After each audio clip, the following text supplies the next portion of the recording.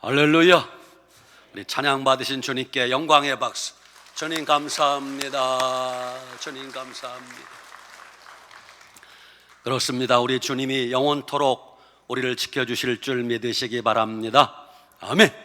오늘 여러분에게 증거할 말씀의 제목은 시작, 가정을 살릴 수 있는 마지막 기회. 아멘. 여러분 가정 행복하길 원하십니까? 여러분 자녀들 행복하길 원하십니까? 그러면 오늘 말씀 잘 들어주시길 바랍니다. 여러분, 우리 가정은 모든 행복의 기초라고 할 수 있습니다. 가정이 든든해야 교회가 평안한 것입니다. 가정이 든든해야 나라가 부강해지는 것입니다. 가정이 든든해야 개인도 행복해지는 것입니다.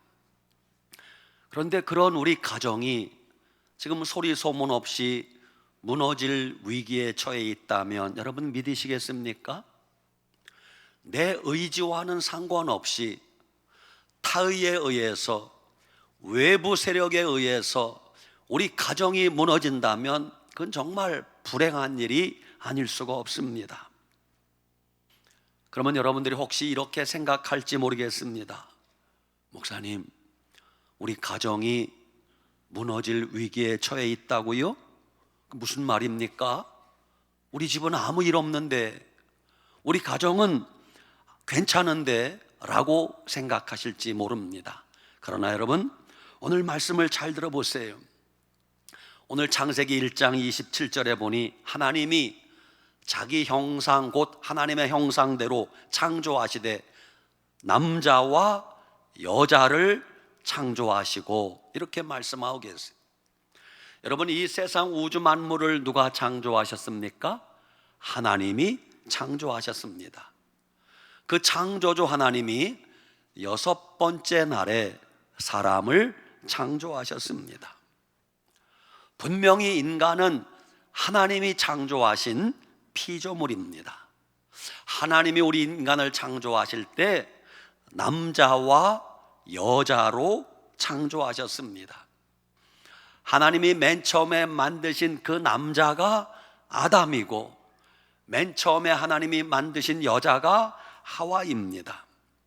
그러니까 인간의 성별은 두 가지밖에 없습니다. 남자이든지 여자이든지 둘 중에 하나입니다. 그런데 지금 우리가 사는 세상은 해괴망측한 일들이 벌어지고 있습니다. 남자와 여자 외에 또 다른 성이 수십 가지가 있다는 해괴망측한 논리를 펴고 있습니다. 오늘 여러분들에게 솔직한 대답을 한번 해보세요. 자, 자기를 생각하며 나는 남자다 그러면 한번 손을 살짝만 들어보세요. 몰라요 남자들? 이거 바지 좀 열어봐야 돼? 다시, 나는 남자다 손 들어봐요. 옳지, 손 내려. 나는 여자예요 손 들어봐요. 손 내리세요. 손 안 드신 분들, 목사님 나는요 내가 남자인지 내가 여자인지 잘 모르겠습니다, 그런 분 손 들어봐요. 어이구, 다행히 한 분도 안 계시네요. 여러분, 그렇습니다. 하나님이 만드신 인간은 남자든지 여자든지 둘 중에 하나밖에 없습니다. 둘째, 하나님이 가정을 만드셨습니다. 한 남자 아담을 지으시고, 아담이 돕는 배필이 없으므로 외로운 걸 아시고 하나님이 한 여자 하와를 만드셨습니다. 그래서 둘이 부부가 되어 한 몸을 이루고 자녀를 낳으며 살게 하셨습니다. 이게 가정입니다. 가정이라는 것은 한 남자와 한 여자가 결혼하여 자식을 낳고 생육하고 번성하며 사는 것, 이것이 가정입니다. 그런데 여러분, 남자가 온전한 남자가 되려면 나의 등 뒤에 계신 하나님을 알아야 돼요. 남자가 온전한 남자가 되려면 하나님을 믿어야 온전한 남자가 되는 겁니다. 여자가 온전한 여자가 되려면 창조주 하나님을 믿어야 온전한 여자가 되는 것입니다. 나의 등 뒤에 보이지 않는 하나님의 계심을 알고 살아야 그 사람이 온전한 사람이 될 수 있다는 뜻입니다. 여러분, 이처럼 하나님이 이 땅에 가정을 만드셨는데 만약 어리석은 인간이 그런 하나님의 창조 섭리를 거역하고 한 남자와 한 여자가 만나 결혼하는 이 지극히 당연한 하나님의 법칙을 거스리고 남자가 남자끼리 결혼을 한다, 여자가 여자끼리 결혼한다, 있을 수 없는 일이에요. 짐승도 하지 않는 일이에요. 그게 무슨 말인지 아직 잘 모르는 분들은 제가 아주 쉽게 설명을 해드리겠습니다. 여러분, 집에 아들이 하나 있다 가정합시다. 그 아들이 어느 날 아버지를 찾아와서, 아버지, 저 장가 갈래요. 그래? 장가 간다고? 야, 듣던 중 반가운 소리구나. 그래, 며느리감 좀 보자. 그래서 아들이 며느리감을 데리고 왔는데 며느리가 남자예요. 여기 기절할 분 없어요? 여러분, 집에 미혼인 딸이 어느 날 엄마한테 말하면, 엄마, 나 결혼할래요. 그래? 아이고, 반갑다. 듣던 중 반갑구나. 그래, 사윗감 좀 한번 보자. 그래서 사윗감을 데리고 왔는데 사위가 여자요. 여러분, 이런 일이 벌어져도 여러분 괜찮단 말입니까? 그게 바로 동성애라는 것입니다. 사탄 마귀는 하나님을 대적하는 대적자요, 교회를 파괴하고 가정을 파괴하고 나라를 파괴하는 파괴자라는 것을 여러분 분명히 아셔야 됩니다. 그 가정을 파괴하는 동성애자들이 그렇게도 열을 올리며 통과시키려고 하는 법이 차별금지법이라는 것입니다. 그러면 혹시 여러분들이 이렇게 생각할지 몰라요. 아이, 목사님, 난 동성애 한 적도 없고 나와는 상관이 없는 문제인데요. 목사님, 그 동성애자들 우리나라에 몇 명이나 된다고 합니까? 그 뭐 숫자도 몇 명 안 되는데 뭘 그렇게 걱정하십니까? 여러분, 그렇지 않아요. 미국도 영국도 캐나다도 유럽 전체가 동성애 차별금지법이 통과될 때 그때는요, 동성애자들 숫자가 일부였어요. 극히 적었습니다. 그런데 막상 차별금지법이 통과되고 나니까 나라가 뒤집어졌어요. 나라가. 여러분, 동성애 차별금지법 나와는 상관이 없다고 생각하시는 분들, 오늘부터 좀 생각을 바꾸셔야 돼요. 요즘 대부분 아파트에 사십니다. 여러분이 살고 있는 아파트에 우리 집은 화재, 불이 나지 않아도 만약에 옆집에, 윗집에, 아랫집에 불이 나면 우리 집에 영향 받습니까? 안 받습니까? 받습니다. 옆집에 불이 나므로 우리 집도 불탈 수 있어요.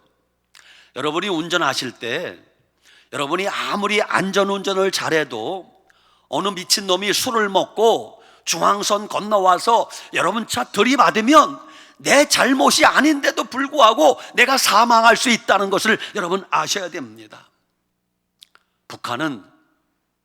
북한의 평양은 동양의 예루살렘이라고 할 정도로 기독교 신앙이 꽃피웠던 적이 있습니다. 한국을 대표하는 기독교 도시가 평양이었어요. 어느 날 갑자기 하루아침에 북한의 정권이 바뀌었습니다. 김일성 공산 정권이 들어선 것이에요. 자, 김일성 공산 정권 들어오는지도 몰랐어요. 그 당시 북한에 있는 기독교인들이, 성도들이 아무것도 몰랐어요. 그런데 정권이 바뀌니까 어떻게 되었습니까? 내 신앙 내가 지키면 되지 뭐. 개인 신앙 없어졌습니다. 북한의 모든 교회가 불타고 말살되고 말았습니다. 이처럼 만약에 우리 국회에서 동성애 차별금지법이 통과되면 나 혼자 아무리 신앙생활 잘하려고 해도 그게 안 됩니다. 나라의 법이 바뀌어서 차별금지법이 통과되면 교회도 무너지고 가정도 무너지고 결국 나라도 무너지게 돼 있어요. 여러분, 동성애 차별금지법을 가볍게 생각하시면 절대 안 됩니다. 동성애라는 죄는 여타 다른 죄와는 근본적으로 다릅니다. 똑같은 죄가 아니에요. 예를 들어서 도둑질하는 사람들, 도둑질하는 사람에게 야, 이 도둑놈아, 욕해도 괜찮아요. 너 도둑질하면 안 돼, 그러지 말라고 해도 괜찮습니다. 누가 거짓말을 합니다. 야, 이 거짓말쟁이야, 손가락질해도 괜찮습니다. 거짓말하지 말라, 그렇게 말해도 상관없습니다. 누가 살인을 저질렀습니다. 야, 이 살인자야, 손가락질해도 괜찮습니다. 살인하면 안 돼, 뭐라고 말해도 누가 뭐라고 할 사람이 없습니다. 그러나 이상하게 동성애라는 죄는 다릅니다. 동성애자들에게 너 동성애자지, 만약 차별금지법이 통과되면 너 동성애자지 말만 해도 죄가 됩니다. 여러분, 동성애는 죄입니다. 동성애하면 안 됩니다. 말만 해도 죄가 됩니다. 다른 죄는 죄 지은 사람이 도둑질하고 거짓말하고 음행하고 살인한 사람이 큰 소리 치지 못해요. 움츠러듭니다. 왜? 죄를 지었으니까. 그런데 이상하게 동성애자들은 죄 지은 놈이 더 큰 소리 쳐요. 더 당당하단 말입니다. 여러분, 동성애는 개인의 죄로 끝나는 게 아니에요. 다른 죄는 개인의 죄로 끝나지만 동성애는 개인의 죄로 끝나는 게 아니라, 동성애는 결국 그 가정이 망하고 그 교회가 망하고 국가가 소멸되게 된 죄가 동성애예요. 여러분, 차별금지법은 이름은 그럴듯해요. 차별금지, 얼마나 좋습니까? 여러분, 차별금지법은 소수 약자를 보호하기 위한 법이 아닙니다. 차별금지법은 역으로 교회를 역차별하는 법이요, 교회를 말살하기 위한 악법이라는 것을 여러분 분명히 아셔야 됩니다. 우리나라도 야금야금 지금 소리 소문 없이 교회가, 나라가 무너지고 있다는 몇 가지 증거를 보여드리겠습니다. 지금부터 약 3년 전 2021년 4월 27일 그 당시 여성가족부 장관이 이런 발표를 했어요. 제4차 건강가정기본계획. 항상 마귀는 제목은 그럴듯해. 건강가정기본계획. 근데 이게 건강가정을 위한 것이 아니라 완전히 가정을 파괴하는 그런 정책을 편다는 거예요. 여성가족부 장관이 뭐라고 발표했는가? 앞으로 2025년까지, 2025년이 언제예요? 내년이요. 내년까지 이 두 가지 정책을 반드시 실천하는데, 첫째, 자녀의 성을, 자녀들이 성이 있죠. 김씨, 이씨, 박씨, 최씨, 정씨. 지금까지는 자녀가 태어나면 자동적으로 누구의 성을 따라요? 아버지의 성. 그건 당연한 거예요, 어느 나라나. 근데 앞으로는 자동으로 그렇게 하지 않고 아빠 엄마가 상의해서, 합의해서 자녀의 성을 결정하도록 하겠다. 여자들 좋아요? 두 번째, 가족 개념을 확대하겠다. 지금까지 가족이란 개념은 결혼을 통해서 혈연관계, 입양관계를 통해서 가족 구성원이 되는데, 앞으로 가족 개념을 확대하겠다 그랬어요. 이게 무슨 말인가 설명을 들어보면 이해가 될 거예요. 지금은 결혼을 통해서 혈연관계 또 입양을 통해서 이렇게 가족이 구성되는데, 앞으로 가족 관계가 확대되면 동물들도, 집에서 기르는 고양이, 강아지들도 법적으로 가족이 되게 하겠다는 거예요. 더 나아가서 궁극적인 목적은 동성애자들도 법적으로 가족이 되게 하겠다는 거예요. 이게 차별금지법의 예고편이에요, 여러분. 그래도 괜찮습니까? 사탄 마귀는 한꺼번에 달려들지 않습니다. 밑에서부터 벽돌 하나하나 빼기 시작합니다. 야금야금 생쥐처럼 무너뜨리는 게 마귀의 전략이에요.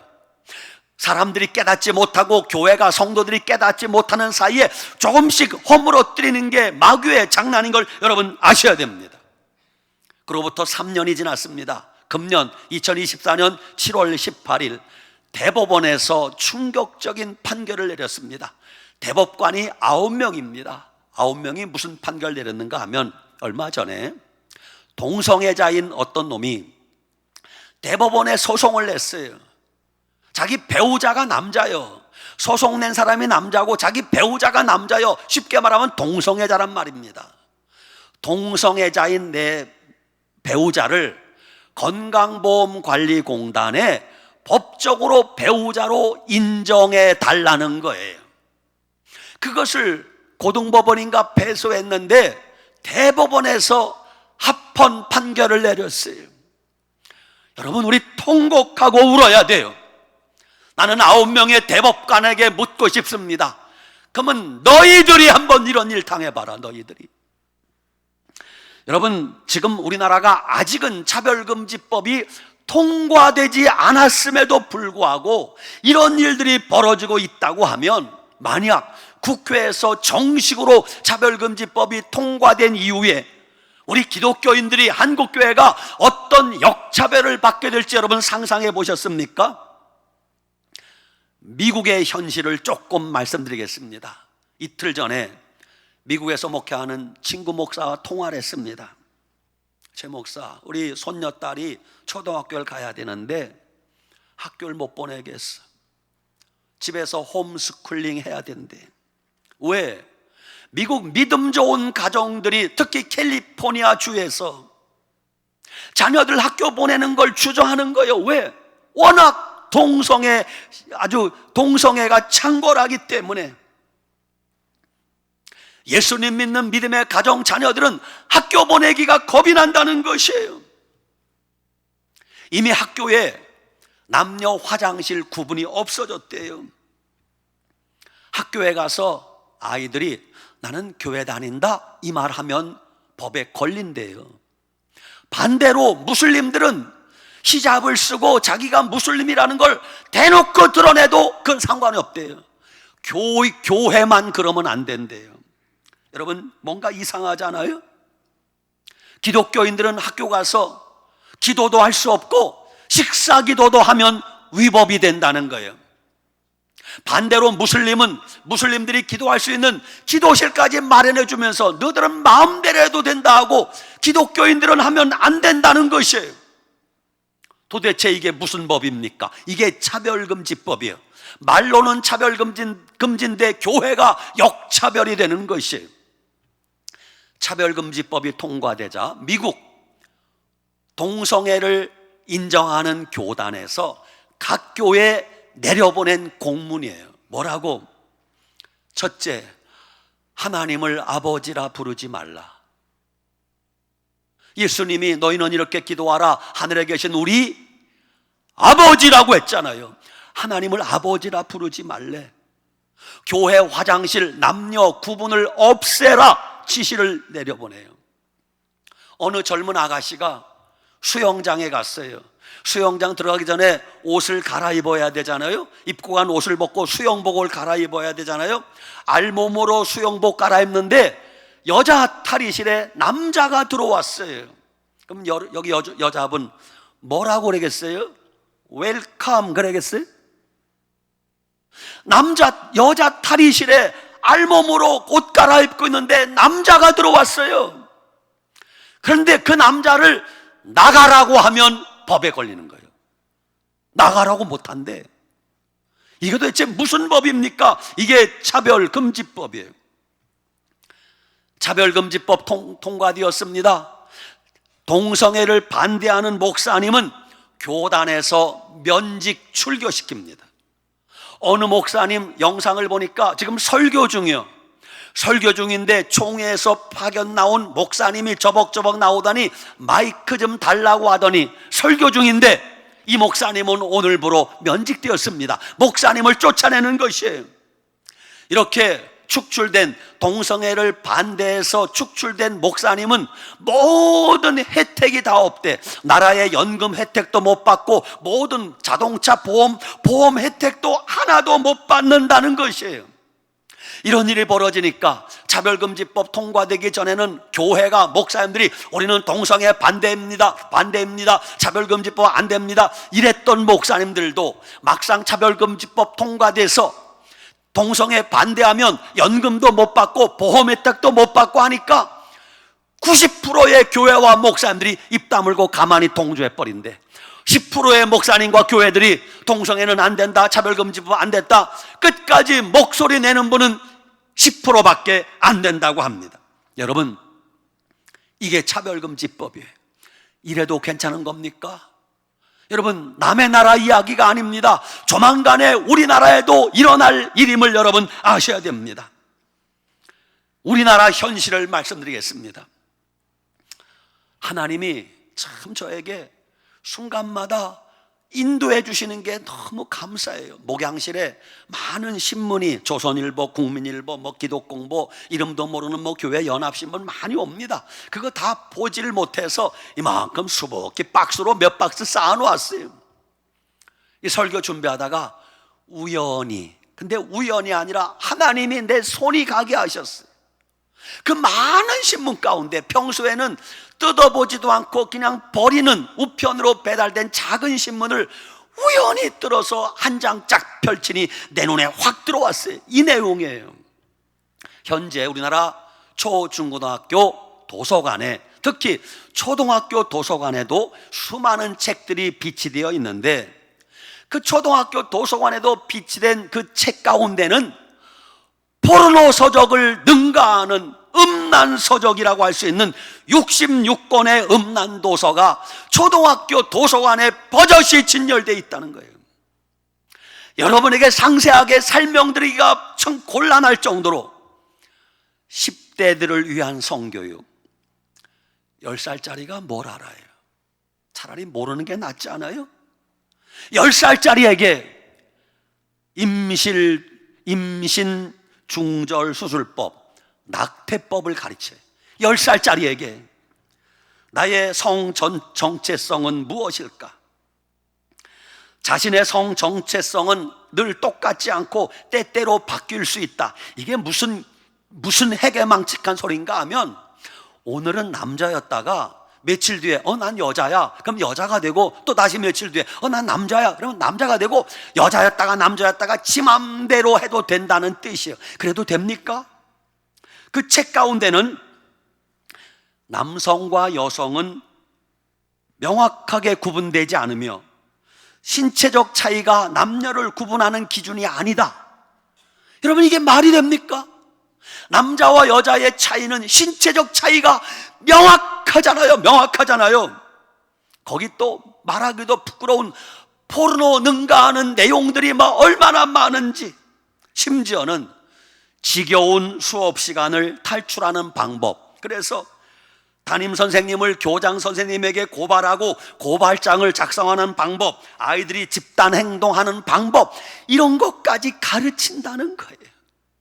이것을 알게 된 어느 올바른 시민단체가 간행물윤리위원회, 책을 펴내는데 심사하는 간행물윤리위원회에 이것을 조사해달라고 요청을 했어요. 그랬더니 간행물윤리위원회에서 그 책을 심사하고 결론이 이래요.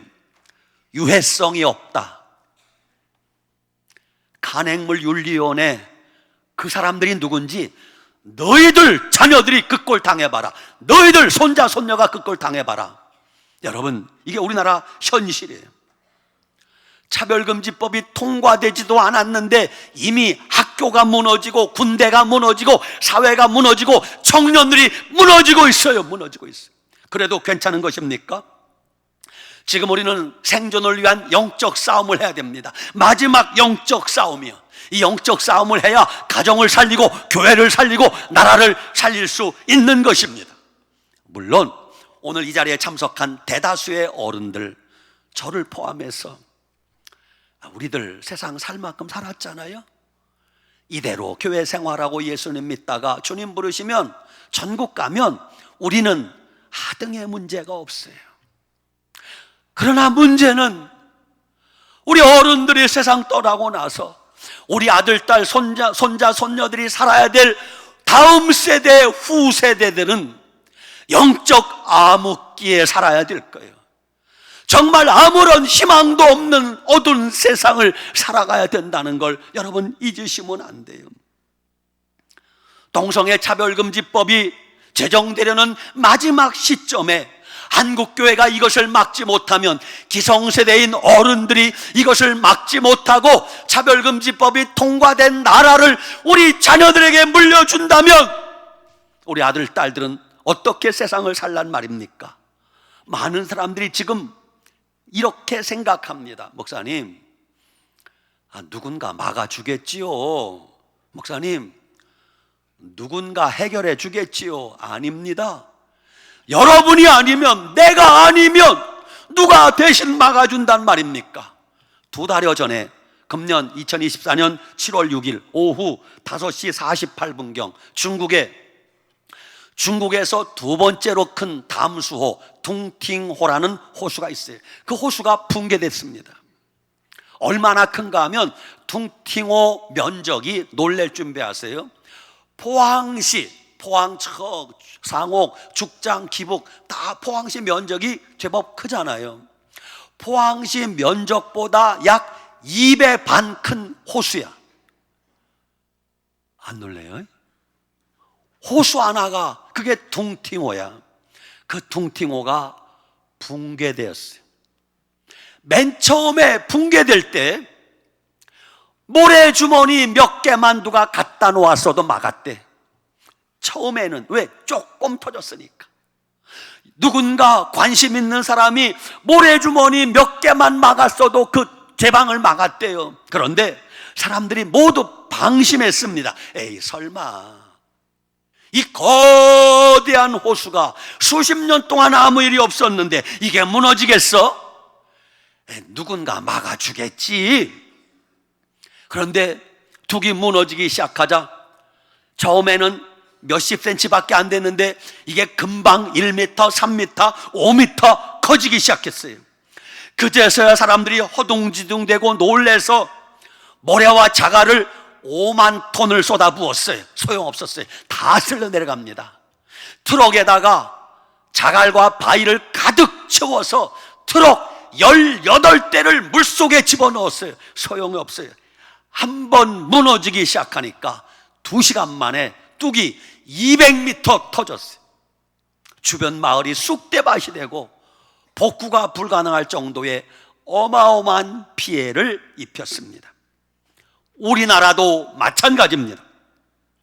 동성애 차별금지법을 통과시키려는 이 악한 시도를 우리 한국교회가 지금 막지 못한다면 뒤늦게, 차별금지법 통과되고 난 다음에 뒤늦게 우리가 그제서야 피 흘리고 통곡하고 별짓 다 해봐야 아무 소용이 없어요. 지금 우리가 이 시도를 막지 못한다면 우리는 후손들에게 크나큰 역사적 죄인으로 남을 것이에요. 매년 9월은 모든 기독교 교단 총회가 열리는 주간입니다. 우리 교단도 지난주 화, 수, 목 3일 동안 창원 양곡교회에서 교단 총회가 열렸습니다. 저도 노회를 대표해서 우리 최재철 장로님과 함께 총회 참석하고 왔습니다. 말미에 총회 끝날 때쯤 우리 교단 총회에서도 다른 교단과 함께, 모든 다른 교단과 함께 공통된 한 가지 사실을 결의했어요. 이건 기적 같은 일이에요. 우리는 대한예수교 장로회 통합측 교단입니다. 통합교단, 합등축 교단, 고신축 교단, 침례교단, 백석교단, 감리교단, 성결교단, 순복음 포함해서 동일하게 역사 이래 이런 일은 없어요. 어떤 결정을 하나 했는가 하면 10월 27일 한 달 뒤에 한국교회 200만 연합예배에 적극 참여하기로 하다.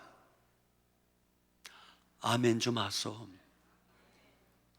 여러분, 부산 세계록교회 손현보 목사님은 여러분 총회에 와서 이래요. 여러분, 나는 목회하느라 시찰장도 한번 안 해봤고 노회장도 한번 안 해봤대.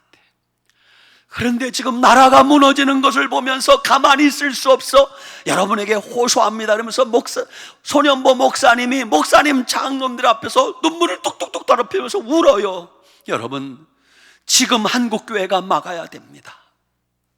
차별금지법이 통과된 영국, 통과되기 전에는 영국, 독일, 프랑스 다 기독교 국가인데 차별금지법이 통과되니까 영국 지금 주일날 예배드리는 교인들이 1%밖에 안 돼. 독일 1.3%밖에 안 된다는 거예요. 한국교회도 이걸 막지 못하면 한국교회 기독교 인구가 1%밖에 안 되는 거, 그거 순식간에 벌어질 일인 것입니다. 그래서 10월 27일 한국교회가 200만 명 모이자. 왜 10월 27일인가 하면 매년 10월 마지막 주일은 종교개혁주일입니다. 마르틴 루터의 종교개혁주일입니다. 그래서 금년 10월 마지막 주일은 27일인데 그날 주일날 각 교회에서 그날 주일 예배는 일찍 본교회에서 일찍 드리고 주일 오후 3시에 서울 광화문의 서울시청 앞에 전국교회가 200만 명이 모이자. 100만 명은 현장에 모이고 부득이 갈 수 없는 100만 명은 유튜브로 접속해서 모이자. 왜? 이 모인 힘을 국회의원들에게 보여줘야 국회의원들은 항상 표의식을 하기 때문에 교회에 잘못 보이면 다음번 국회의원 떨어지겠구나. 여러분, 이거 보여줘야 됩니다. 그래서 200만 명이 모이는데 100만 명은 현장에 모이고 100만 명은 온라인으로 접속해서 우리 모이자. 여러분, 해야 됩니다. 이 싸움은 마지막 사탄 마귀와의 영적 싸움이에요. 여러분의 기도가 필요합니다. 여러분의 관심과 도움이 필요합니다. 가정을 살릴 수 있는 마지막 기회입니다. 한국교회를 살릴 수 있는 마지막 기회입니다. 우리나라 대한민국을 살릴 수 있는 마지막 기회입니다. 여러분, 기도해 주시기 바랍니다. 마귀가 마지막 발악을 하고 있습니다. 어떤 일이 있어도 우리는 이 시도를 막아내야 됩니다. 막아내지 못하면 일단 툭이 터지고 나면 소용이 없습니다. 그때 가서 통곡하고 후회해봐야 아무 소용없습니다. 지금 우리가 힘을 합해야 됩니다. 지금 기도해야 됩니다. 여러분의 기도로, 여러분의 믿음으로 한국교회 믿음 지킬 수 있도록 동성애 차별금지법 절대 통과되지 못하도록 힘을 모아주시기를 바랍니다. 아멘. 기도하겠습니다. 살아계신 하나님, 지금까지 지켜주신 하나님의 은혜와 사랑을 감사합니다. 오늘까지 한국교회를 지켜주시고 오늘까지 우리 가정을 지켜주시고 오늘까지 대한민국을 지켜주셔서 감사합니다. 그런데 하나님, 이게 웬일입니까? 우리가 상상하지 못했던 동성애 차별금지법으로 인하여 대한민국이 존폐의 위기에 처해 있나이다. 한국교회가 소멸될 위기에 처해 있나이다. 가정의 행복이 박살날 위기에 처해 있나이다. 하나님, 살려주시옵소서. 도와주시옵소서. 동성애 차별금지법 반드시 막아내게 하여 주시옵소서. 예수님의 이름으로 기도드리옵나이다. 아멘.